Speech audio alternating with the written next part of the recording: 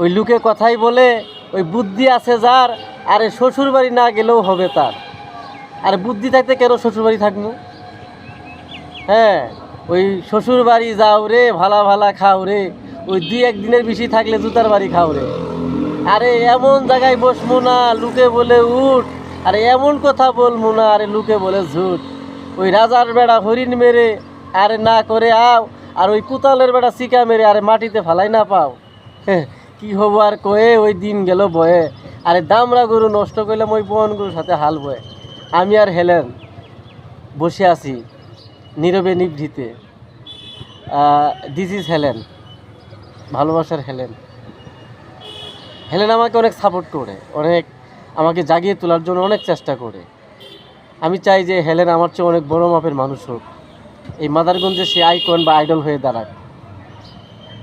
আমি হেলেনকে ফলো করি, হেলেনের প্রতিটি আচরণে আমি ফলো করি।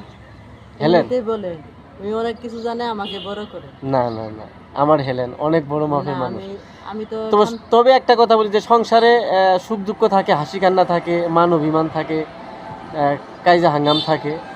এরপরেও আমরা দুজন কাইজা হাঙ্গামও করি, মাঝে মাঝে রাগ অভিমানও করি, কিন্তু একে অপরকে ছাড়া থাকতে পারি না।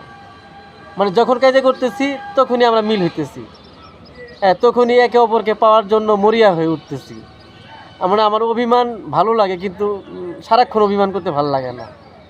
আমি হেলেনের প্রতি অনেক দুর্বল আছি, অনেক। সে আমাকে সিডিউস বা লবিং করে চলেছে। বড় হন এমনিতেই কথা বলে, ভালোবাসা তো ভালোবাসা, ভালোবাসার বিনিময়ে দুঃখ কষ্ট পেতে চাই না।